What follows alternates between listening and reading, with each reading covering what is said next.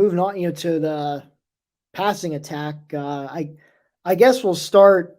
I guess we'll start first with the receivers because holy cow, I did not think drops were going to be an issue coming this season, but I was having some PTSD to the 2018 season when they had a major case of the drops, and thankfully, it did not end up biting them in the end. But man, I mean, to see Parker Washington of all people drop, and then Keandre Lambert-Smith had, gosh, I lost count how many, but I mean, credit to Keandre Lambert-Smith. He had a critical touchdown late in the second half.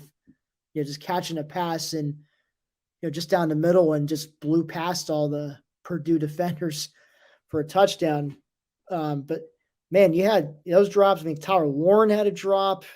Then the defensive side had a couple dropped interceptions, which we'll get into the defense later on in the show. But Marty, do you have concern that this is going to continue to be an issue going forward? Or do you think this is just, I don't know, maybe it just wasn't just a bit of an off night, first game jitters, what have you? I would like to say it's not a concern because ever since Taylor Stubblefield was hired coming out of the 2019 season, wide receiver has been such a position of strength for Penn State. Keandre Lambert-Smith had 3 real brutal drops tonight, but to his credit, when the team needed him most, he stepped up, made a catch, made a guy miss, and ran to the end zone for a touchdown. Tyler Warren had a real bad drop on just an absolutely beautiful throw by Drew Allar. And one thing I will say about Drew Allar, because again, anyone who's listened to us or has talked ad nauseum about Allar, man, he did not look overwhelmed tonight on his drive.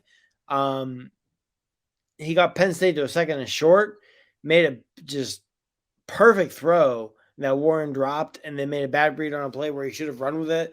But I'd rather have a quarterback who tries to make a big play through the air than immediately touch and run. So I think there's a lot of good stuff there with Allar, but yeah, if you look at the drops, Parker Washington, very uncharacteristic drop where I think his eye just got big. It was on a bubble screen where there was nobody even close to him. I think he saw those green yards and his eyes got big. Keandre Lambert-Smith had three drops, 2 of which were just brutal, but again, made up for with a very clutch touchdown. And you saw Tyler Warren make some drops. So, you don't want to see the drops. Since Taylor Stubblefield has been the wide receiver coach, drops have not been an issue. So combine that with being game 1 of the season, I'm not super concerned. I mean, obviously, we get 2, 3, 4 weeks in the year and they're still having issue with drops. I would be concerned then. But right now, that's not something that concerns me because I still think it's one game. Over the course of Taylor Stubblefield's 10 years wide receiver coach, drops have not been an issue. I think they'll be okay. And you kind of segue into the quarterbacks too. Those of you who watched the course, you saw for at least one series in the third quarter, Sean Clifford had to run back to the locker room. He did take a nasty hit to his bad leg, his leg that was in a brace late in the first half. Still led a touchdown drive to end the half. On just a brilliantly thrown ball to Brenton Strange, who took it deep for 77 yards to the end zone. But it was seeing Drew Allar in the game, though. I really felt like it was a complete 180 from when Taquan Roberson had to spell for Cliff last year at Iowa. I mean, the moment, the crowd, the nationally televised game, it was not too much for the kid. And I was very impressed with not only his arm, which, the right amount of power and accuracy, but his pocket presence. I mean, he knew when to sense the pressure. He knew when to move out of the pocket.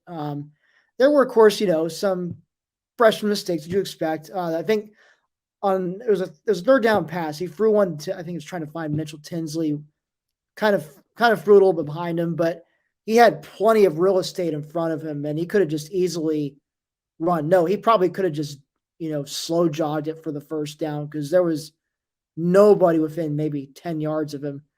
And that's the thing. He's not as much a runner as Cliff is, but he's certainly shown he's mobile enough that if he gets pressured or if he sees some wide open lane, he can pick up those yards. So that's something he'll learn over time with experience. And frankly, my hope is not to get ahead.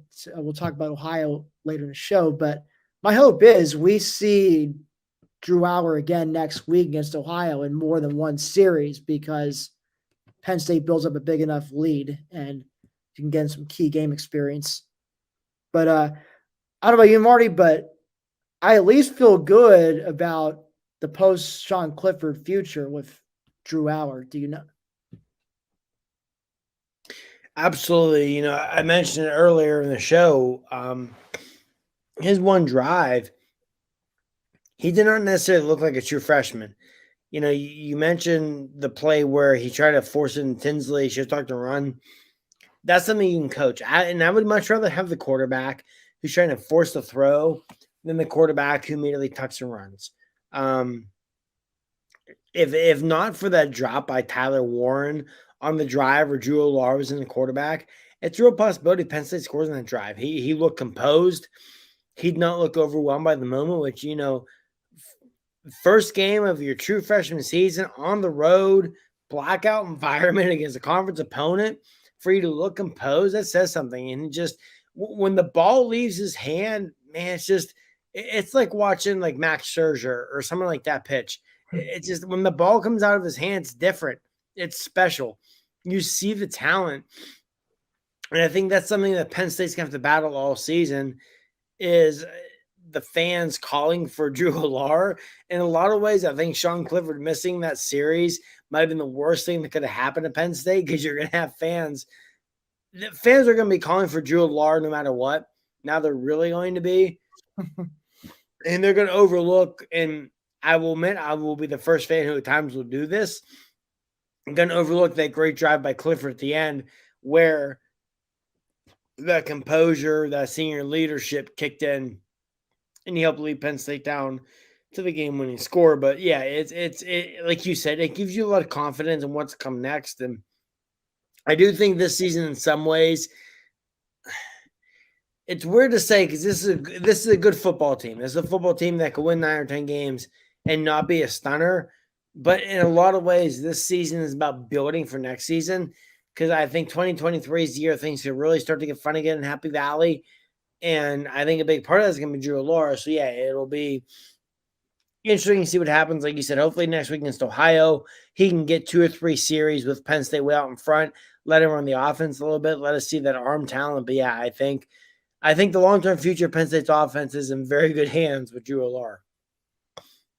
Yeah, Dominic. I think Marty and I and others were in the Slack channel. We're saying that we had completely lost faith in Cliff, and of course, this is before he led that game-winning drive. But I mean, he definitely did not look 100% in the second half. I mean, there's no way a Cliff that's 100% is horribly misthrowing on Mitchell Tinsley like that, which ends up in a devastating pick 6. So, I mean, I guess we're going to keep seeing Cliff until, I mean, this is kind of what baffled me too. I mean, because you figured, okay, well, you got Drew Allar, you even got Christian Vega behind him. I mean, you got some legit quarterback depth now, as we saw for our series, and yet here they were. They kept, throwing Cliff back in there, and it worked this time. But another game down the stretch, they may not work out the way they want it to. So, like I said, Marty, it's gonna. I guess we have to get ready for people screaming for Drew Allar even more now that we've seen him in action already. But come next year, at least I would think that job is probably Drew Allar's to lose, and if there's anything like we saw tonight, I think the future is bright for the offense, at least in that sense. So